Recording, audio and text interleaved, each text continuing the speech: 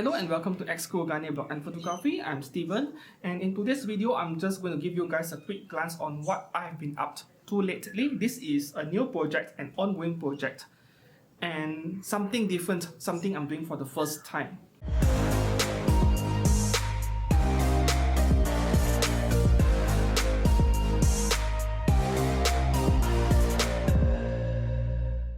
Currently, I noticed that the frequency of me making video for this channel has dropped a bit, and I'm hoping to get back to my usual frequency as soon as possible because I was occupied with this thing right here. This is my first garage kit.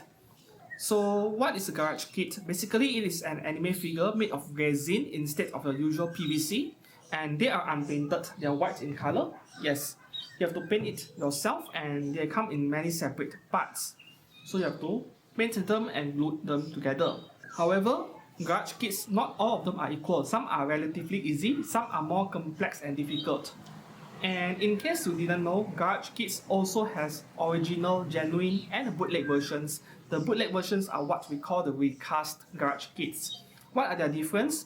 The genuine ones, for example, you go to Wonder Festival in Japan, and you see the sculptor or the company representing the sculptor selling these garage kits. They are not cheap, and they come in a very nice packaging. Those are the genuine garage kits. They are high quality. And then you head over to online websites, for example e2046.com or any other Chinese platform, even eBay itself. You come across the same garage kit but for much cheaper. That is the bootleg. We call it the recast garage kit.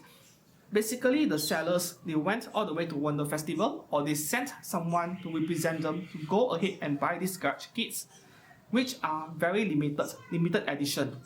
They bring it back, and then they will duplicate the genuine garage kits into multiple copies. That is the recast garage kit. It is actually not difficult to duplicate garage kits as long as you know what you're doing, as long as you know the proper procedure for doing it. Not difficult at all. So this garage kit I'm working on over here, it is a recast, not a genuine one, because this figure was sold in Wonder Festival back in year 2018. There is no way you will find one in year 2020, 2021, no way. So obviously this is a recast, and I got it for only $30 including shipping. So this is supposed to be a low risk project. Even if I screw her up, I did not lose much money. Yet I got a bit too overambitious, and this has become quite a major and expensive project. So this figure we are talking about, this is Helena Blavatsky Archer version, swimsuit version from 5th Grand Order.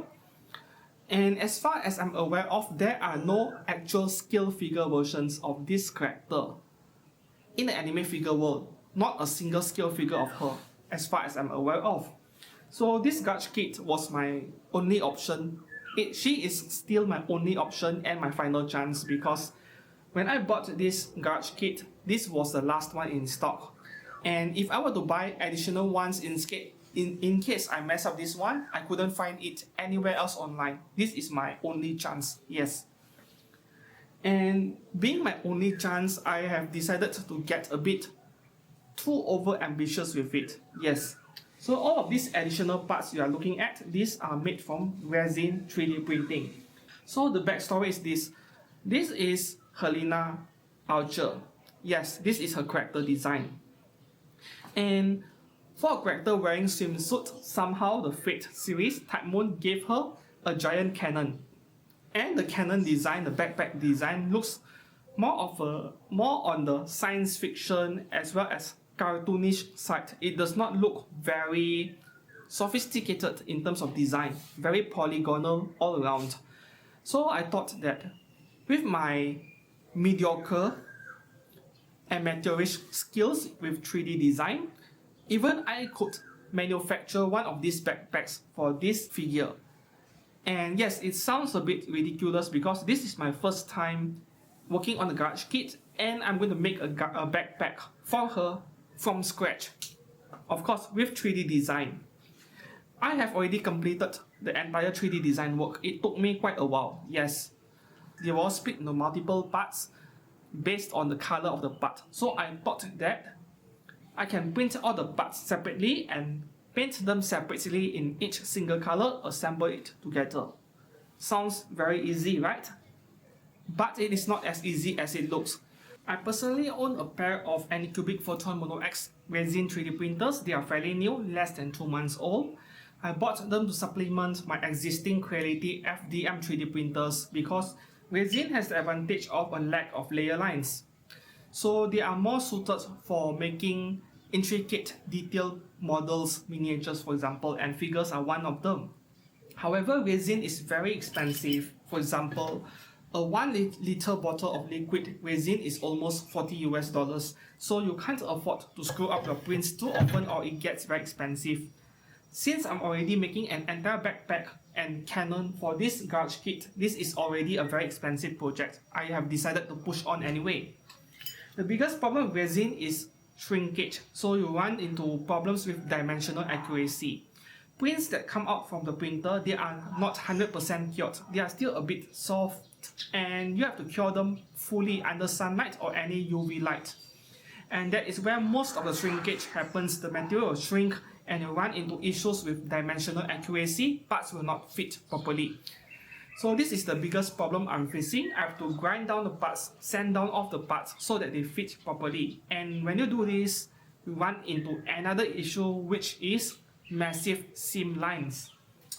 So this is the main figure that I'm working on, and this is the backpack I'm trying to attach on the back of the figure. And this is difficult enough because I need to make the backpack match the curves of a body as seamlessly as possible, and it took me over a day to get this done, and this is not yet perfect. I'm not sure if I should pursue perfection because it will take up a lot of time, but at the same time this is not a rush project, and since I've invested a bigger budget on this project, I do not want the final result to look like a price figure. Yes.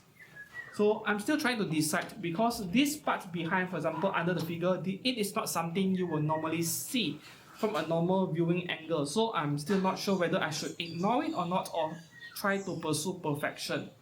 I'm still trying to decide.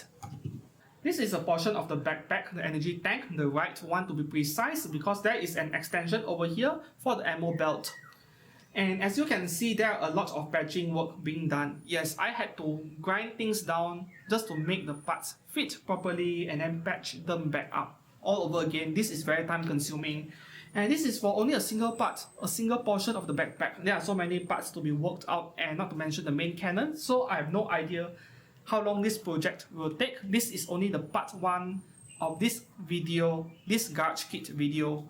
This might be a 3 or 5 part video or possibly longer. Yes, I'm just sharing you guys my progress on this project.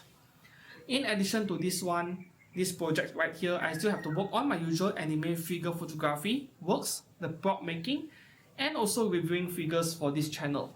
So this is going to take a month or 2 at the bare minimum, maybe even longer, I don't know.